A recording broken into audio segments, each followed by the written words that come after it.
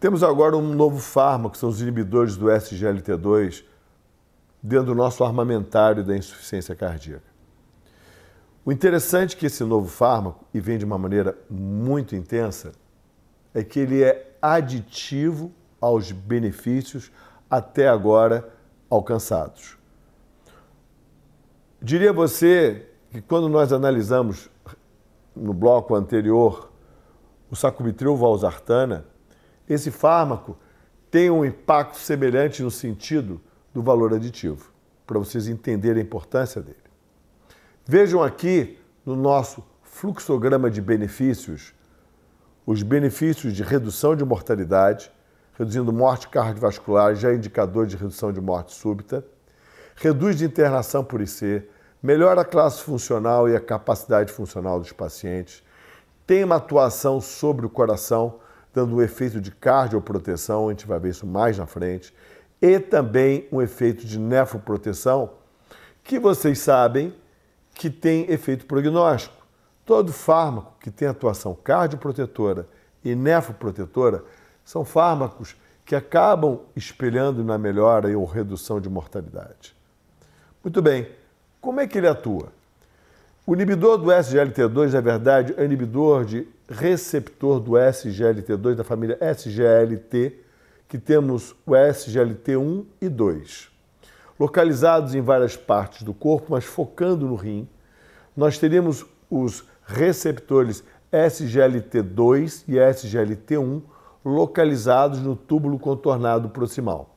Então vejam aqui no esquema, o SGLT2 está na porção proximal do túbulo contornado proximal e o receptor SGLT1 na porção distal do túbulo contornado proximal. Qual é o objetivo desses receptores?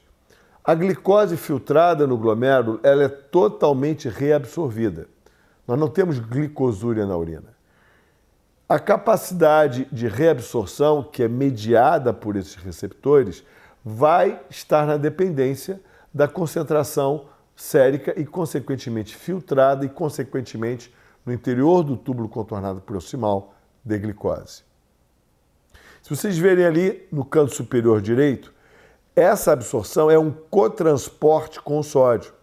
Para cada molécula de glicose absorvida, eu absorvo uma de sódio, que vai do lúmen tubular para dentro da célula, no endotélio, e ali o sódio é trocado com potássio e a glicose, através de um outro receptor GLT2, ele vai permitir a entrada da glicose dentro do espaço intersticial.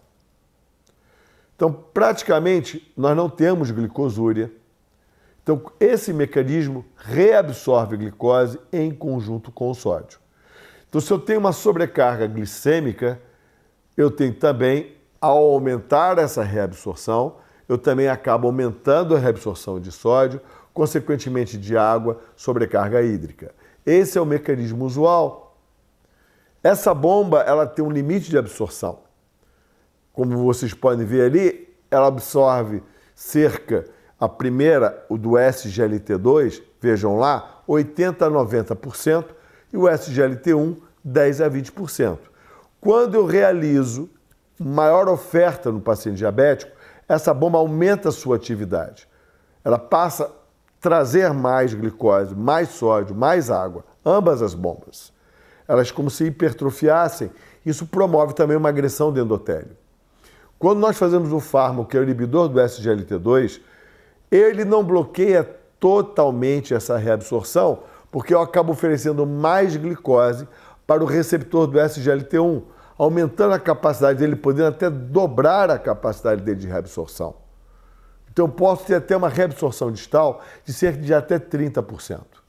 Então, quando a gente analisa agora, vejam aqui, nesse slide, que quando eu faço a inibição ou bloqueio do SGLT2, eu aumento a atividade do SGLT1, podendo até reabsorver 30% dessa glicose. Mas eu estou promovendo com isso uma glicosúria associada com natriurese. Portanto, eu estou depletando glicose, depletando sódio, consequentemente também aumentando a diurese. Então temos o efeito de natriurese, glicosúria nesses pacientes.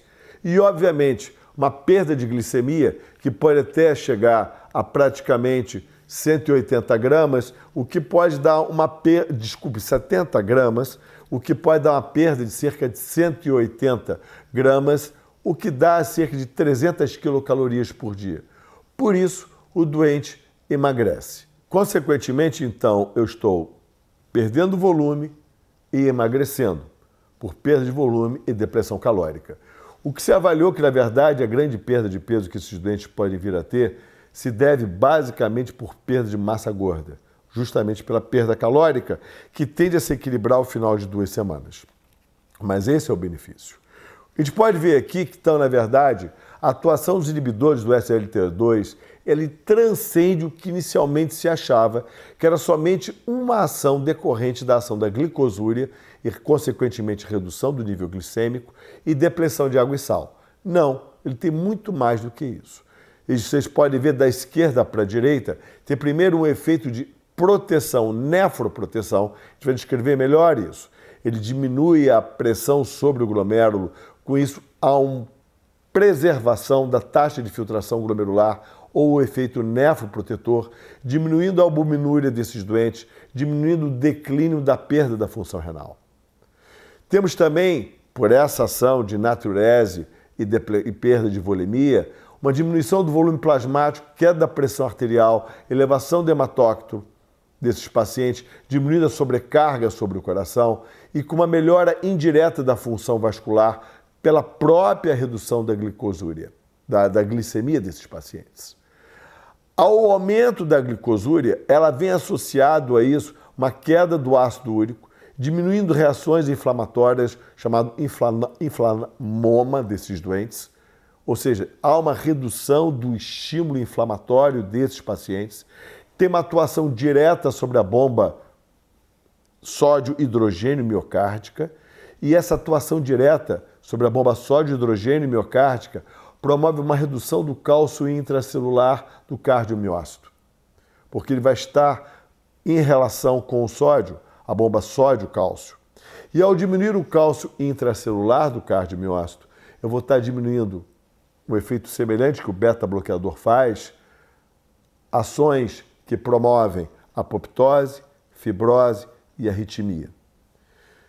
Ao diminuir também a glicemia e modular também o metabolismo miocárdico, eu vou estar desviando para a utilização de ácidos graxos. Com isso, eu consigo produzir mais ATP para esses pacientes de uma maneira mais eficiente e também atuação de corpos cetônicos, que é mais eficiente no sentido de consumir menos oxigênio.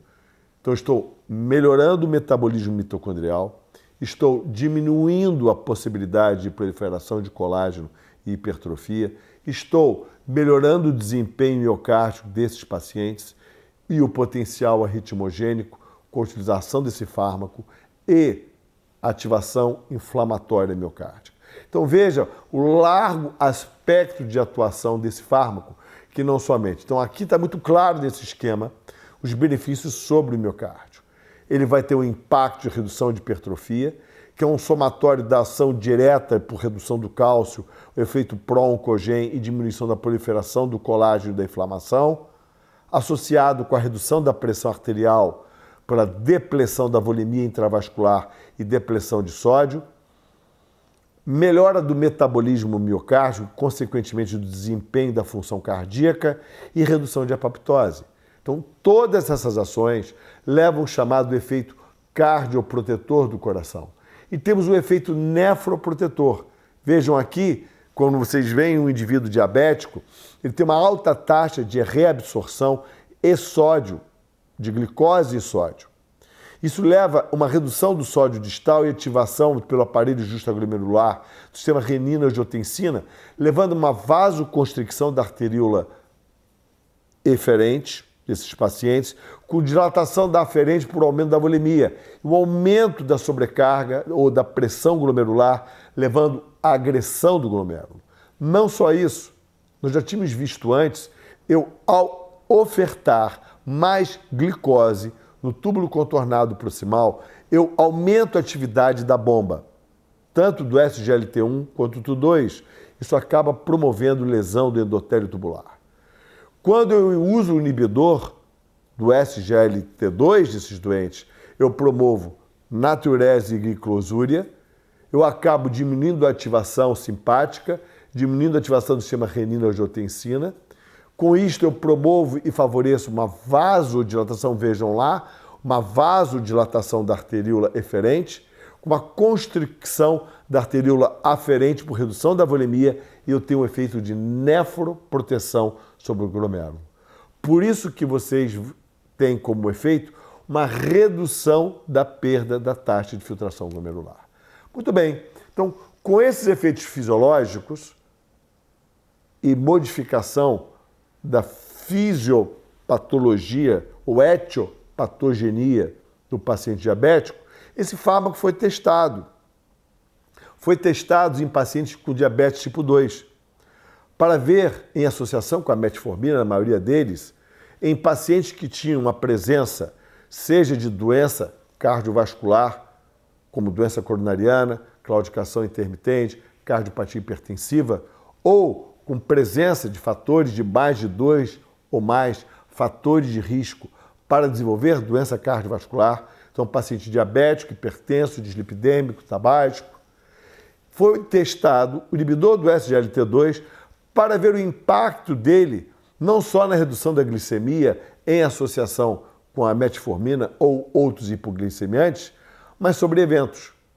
Então vejam aqui, tivemos 3 grandes estudos, o EMPA-REG, o CANVAS e o DECLARE.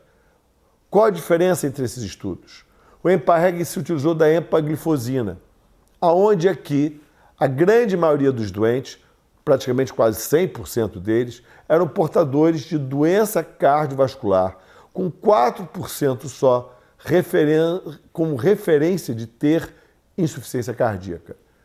Mas não foi um estudo desenhado para isso e não ficou muito claro, como assim nos outros, o que era exatamente insuficiência cardíaca.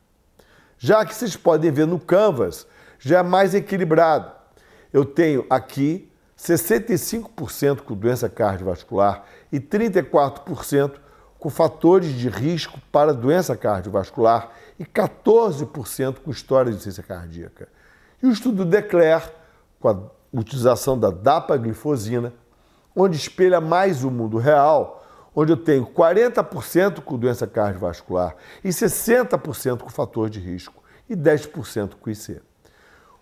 Quando foi testado aqui esses fármacos, seja a empaglifosina, canaglifosina e a utilização da dapaglifosina, o que foi que se encontrou? Veja os resultados. Na redução de MACE, ou seja, morte, infarto não fatal ou internação por IC, o EMPA-REG mostrou uma redução de 14% de MACE, o CANVAS 14% e o DECLARE 7%. Redução de morte cardiovascular ou internação por IC, 34% no EMPA-REG. No CANVAS, 22% e no DECLARE, 17%. Quando você vai agora para analisar os efeitos ou benefícios de forma isolada, o grande achado foi esse aqui, a redução da insuficiência cardíaca ou internação por insuficiência cardíaca em todos os estudos, 35% no EMPA-REG, 33% no CANVAS, 27% no DECLARE, morte cardiovascular e nefroproteção. Então, vejam só que interessante, um estudo feito para pacientes diabéticos, onde o objetivo era ver o benefício da associação com hipoglicemiantes, onde a grande maioria aqui, cerca de 80%, estavam tomando metformina, o efeito adicional na redução da glicada e nos eventos, principalmente coronarianos ou AVC, não houve redução de infarto, não houve redução de AVC, houve sim redução, principalmente de eventos vinculados à insuficiência cardíaca, à nefroproteção e morte cardiovascular. Então, abriu-se um novo horizonte nesse uso de fármaco. Então, aqui vejam só, quando a gente coloca aqui o horizonte diabético, você vai vendo a população diabética que não tem doença cardiovascular, ou seja, diabético, dislipidêmico, hipertenso, sem ainda ter doença Quem espelha bem essa população é o Decler. Já avançando para uma população já tendo doença estrutural, que é o Canvas, eu também sustento o benefício. Ou uma população ainda, agora só preponderante com doença cardiovascular, que é o EMPA-REG, eu sustento o benefício nesses doentes. Então agora vem a pergunta.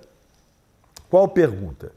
Se esses fármacos, eles protegem o desenvolvimento ou a internação por IC, morte cardiovascular, se eu pegar agora um grupo de pacientes com insuficiência cardíaca e adicionar ao tratamento da insuficiência cardíaca o inibidor do SGLT2, e no caso aqui, a utilização do DAPA Heart Failure foi o primeiro grande estudo que testou essa hipótese, que foi publicado, vejam, no New England em novembro, foi apresentado em 2019 no Congresso Europeu em Paris e publicado no New England, o que ele demonstrou num estudo comparando o tratamento maximizado de insuficiência cardíaca, onde a maioria dos pacientes eram classe funcional 2 e 3, 91%, uma fração de ejeção média de 31%, só 40% eram diabetes tipo 2. Vejam, doentes bem tratados, IEC-BRA 84%, beta-bloqueador 96%, espironolactona 71% em ambos os grupos, sacubitril valsartana 11%, e tinha como objetivo primário composto redução de morte cardiovascular, hospitalização por IC ou visita por IC. E o que foi que ele mostrou ao adicionar dapaglifosina 10mg, que era o alvo, a este tratamento versus o grupo, ou seja, de ICEFER, que não estava com dapaglifosina? Ele alcançou uma redução, vejam aqui, 26% do objetivo primário. Esse foi o grande impacto. 26% de redução de evento combinado. Quando a gente vai analisar o evento combinado, veja que o grande impacto, vejam, é piora da insuficiência cardíaca, uma redução de 30% e 18% redução de morte cardiovascular, com P extremamente significativo. Não só isso, vejam que a piora da insuficiência cardíaca, ela já começa a ter benefício precocemente nesses doentes. Então, doentes maximamente tratados e otimizados, muito bem tratados, onde eu, ao adicionar a dapaglifosina, eu consegui um benefício adicional de redução de 30% de internação ou piora da IC. Olha que grande benefício, grande surpresa. Mais um fármaco. O que mais? Vejam, quando a gente analisa morte cardiovascular ou hospitalização por IC, 25% de redução.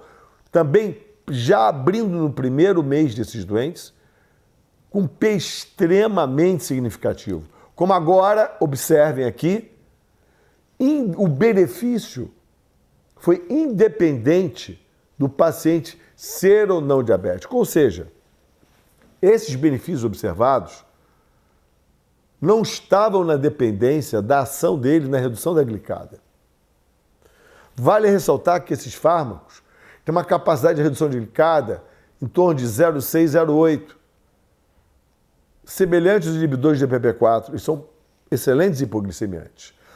Aqui, diferente dos outros estudos, diferente do EMPA-REG, diferente do Canvas, diferente do Decler, aonde eles foram associados com metformina em pacientes que não tinham insuficiência cardíaca muito claro, havia 4%, 10%, e não muito bem definido o que era insuficiência cardíaca. Nesse grupo aqui, eram pacientes com IC, 40% somente, 46% com diabetes, onde não tinha metformina e onde o objetivo não era a redução de glicada, e sim o benefício adicional. Então, esse gráfico, como está demonstrado aqui, mostra que o benefício foi semelhante no objetivo primário, sendo ou não diabético. E quando a gente vai ver aqui a piora da função renal, a nefroproteção, embora aqui o P não foi significativo, ele mostrou que não piora a função renal, uma tendência de nefroproteção nesses doentes. E agora vem um novo estudo, com a empaglifosina, apresentado agora no Congresso Europeu, de maneira virtual, que seria em Amsterdã, que é o Emperor Reduce, que é a utilização de empaglifosina no mesmo cenário do DAPA Heart Failure, ou seja, em pacientes com insuficiência cardíaca. Vejam, aqui 7.000 doentes, classe funcional 2 e 3, 99%. Uma fração de ejeção de 27%, metade diabético, muito bem tratados, IE-quebrar 88%, beta-bloqueador 94%, espronolactona 70%. E aqui, mais que o DAPA Heart Failure, onde tinham 11% com utilização do sacubitril valsartana, aqui foram 18% dos doentes. O objetivo primário era a morte cardiovascular e internação por IC. Qual o resultado? Vejam, 25% de redução. Mais o confirmando o impacto desse grupo de fármaco. De novo, aqui é adicional. Então, o seu doente, extremamente bem tratado, ao adicionar esse fármaco, eu acrescento 25% de redução de evento composto. Vamos olhar agora sobre a hospitalização da IC, vejam, 30% de redução, já abrindo a curva precocemente. Quando eu olho agora a nefroproteção, ele diminui a taxa de declínio da taxa de filtração glomerular, ou seja, também o efeito nefroprotetor. Quando a gente analisa outros efeitos, objetivos primários e secundários, aqui eu coloquei em vermelho, ele teve um efeito não tão benéfico na redução da morte cardiovascular e na morte total. Aqui foi de 8%.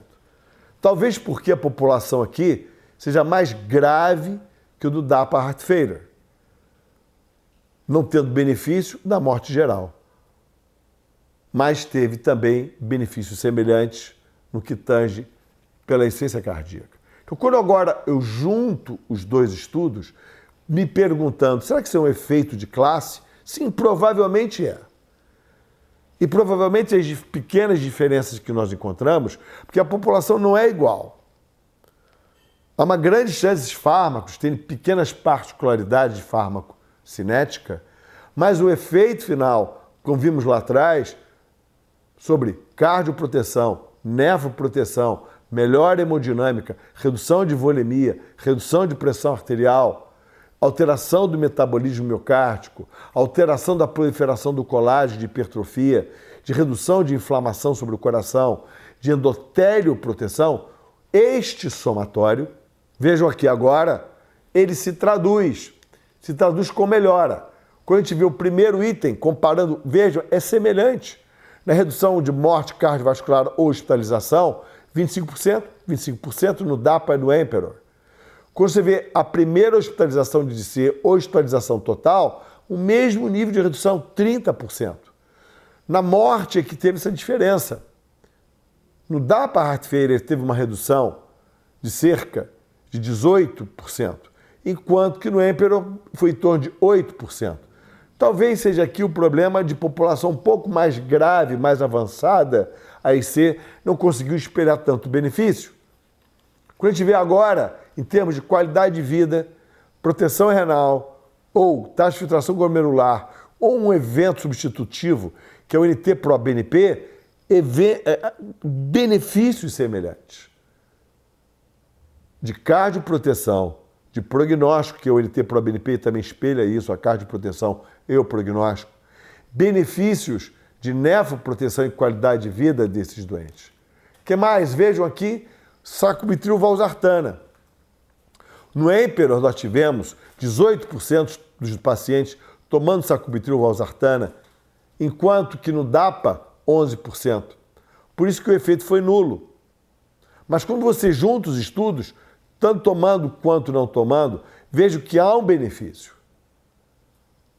Ou seja, não houve, no caso da utilização da sacubitril valsartana, algo que mitigasse o benefício adicional do inibidor do SGLT2. Então, ele conferiu o benefício tanto naqueles que tomavam quanto não tomavam a utilização do sacubitril valsartana. Quando você olha aqui, mais uma vez, o fato do paciente ser ou não diabético, isso não impactou, mostrando que o benefício desse fármaco, dessa classe de fármaco, é independente do fato de ter ou não diabetes no nosso paciente. Então agora a gente olha aqui como um todo, juntando os estudos, separando o grupo de pacientes EMPA-REG, CANVAS e DECLARE, onde não eram estudos direcionados para pacientes com IC, e sim estudos de prevenção em pacientes que tinham ou doença cardiovascular estabelecida, ou doença cardiovascular ou fatores de risco. E ao fazer uso dos inibidores do SGLT2, eu consegui prevenir morte cardiovascular, prevenir internação por IC e eventos combinados. Quando agora eu migro para o paciente com insuficiência cardíaca, avançando, eu sustento o benefício. Então agora, vejam, dentro desse fluxograma, organograma do American Heart, da classificação das fases da IC, A, B, C, D. A fase A é o indivíduo que tem risco de desenvolver IC, é o indivíduo do seu consultório, hipertenso, dislipidêmico, obeso, com diabetes tipo 2, ele tem risco de desenvolver IC ou doença estrutural. Ainda não desenvolveu a doença estrutural. Agora, os mesmos pacientes que desenvolveram hipertrofia ventricular, alteração segmentar, ou seja, tem doença estrutural, mas ainda não tem sintoma, é o estágio B. Esses dois grupos de doentes, o uso do inibidor do SGLT2, vejam aqui, tem como objetivo prevenir a IC, cardioproteção e nefroproteção. Já quando ele evolui, se ele chega ao seu consultório, os mesmos grupos de doentes hipertensos, diabéticos, obesos, dislipidêmicos ou com doença coronária que desenvolveram doença estrutural e agora evolui com sintoma, o inibidor do SGLT2 nesse contexto vai auxiliar no tratamento desses sintomas, vai auxiliar na cardionefroproteção e vai auxiliar ao reduzir reinternação. Olha que interessante. Então agora, olhando para esse novo fluxo, vejam, quando a gente separa prevenção de diagnóstico e tratamento, ou seja, grupo A e B, onde tem um alto risco de desenvolver doença cardíaca estrutural ou com doença cardíaca estrutural assintomático, eu tenho o EMPA-REG, o CANVAS e o DECLARE sendo eficazes. Quando eu migro para a IC sintomática, eu tenho que evitar que isto aconteça. Por que evitar? Porque quando no grupo da IC sintomática, 15% dos doentes vão internar por ano. E esses que internam consomem 75% do budget. Ou seja, 25% dos doentes, em média, estão em classe funcional 3, 4 na IC. Esses são responsáveis por 75% do budget. Então, lá atrás, se lá atrás eu já tratar direito da hipertensão, do diabetes tipo 2, controlá-los e ao dar o inibidor do SGLT2, independente da glicada, eu estarei fazendo cardio e nefroproteção, eu estarei prevenindo doença estrutural, estarei prevenindo desenvolvimento de sintomas, estarei prevenindo progressão da doença e progressão do sintoma e internação. Ou seja, de A a Z eu vou ter benefício. Então, com isso, a gente fecha o inibidor do SGLT2 como mais um medicamento a ser prescrito no tratamento da insuficiência cardíaca crônica, desde a sua prevenção, daqueles que não têm ainda doença, desde a sua progressão, para quem já tem doença estrutural, e desde aqueles que têm já sintomas, para ajudar no controle do sintoma, da morte, da internação. E aí vem agora, fechando isso praticamente, fecha o bloco de todos os fármacos. E vem agora uma nova ou um novo paradigma. Os 4 fármacos que eu não posso deixar de dar para os meus pacientes com insuficiência cardíaca que já estão tomando IECA/BRA ou beta-bloqueador. E diurético, obviamente, quando necessário. Ou seja, o tratamento básico da IC. A chamada cesta básica. Se o seu paciente já tem a cesta básica, o que eu não posso deixar de dar para agregar efeito adicional? Vejam aqui, o estudo ênfase traz que eu tenho que dar espirulona-lactona ou eplerenona, que não tem no Brasil, porque eu tenho um efeito adicional sobre ECA e beta-bloqueador, ou BRA e beta, de redução de morte cardiovascular combinada e internação da IC, de redução de internação da IC de maneira contundente e redução de morte cardiovascular e toda a causa de morte. Com o estudo do SHIFT, dos pacientes que eu não consigo ter uma frequência cardíaca abaixo de 70, a ivabradina estaria indicada para complementar o benefício do beta-bloqueador quando eu não consigo bradicardizar. E aqui, vejam, trazendo benefícios adicionais também no evento composto, a redução de internação por IC. Com o estudo Paradigm Heart Failure, da utilização do sacubitril, valsartana, ficou claro o benefício adicional para o paciente que se mantém sintomático apesar do uso de ECA e BRA. Você substituir pelo sacubitril, valsartana, e com isso você consegue um benefício adicional amplo. Vejam, na redução de evento composto, na redução de internação de IC, na redução de morte cardiovascular, na redução de remodelagem ventricular, que aqui não está, na redução de ciência mitral, na redução de incidência de diabetes, na redução de morte súbita. Portanto, tem que ser avaliada a utilização desse fármaco, quando indicado. E por fim agora, os inibidores do SGLT2, que tem que entrar para você, para o seu doente com insuficiência cardíaca crônica, quando chega ao consultório, quando ainda não desenvolveu doença, quando já desenvolveu doença, mas está assintomático, ou quando tem doença com sintoma. Ele entra em todas as linhas, de maneira segura, sem ocasionar interação fármaco, sem produzir mais hipotensão, sem produzir mais infecção urinária, e sim mais infecção geniturinária de fácil controle, cerca de 18% de infecção geniturinária, sem produzir arritmias, sem interação fármaco-alimentar. Então, com isso, a gente fecha os fármacos de uma maneira global, mostrando aquilo que você tem que ter atenção para ter os melhores resultados.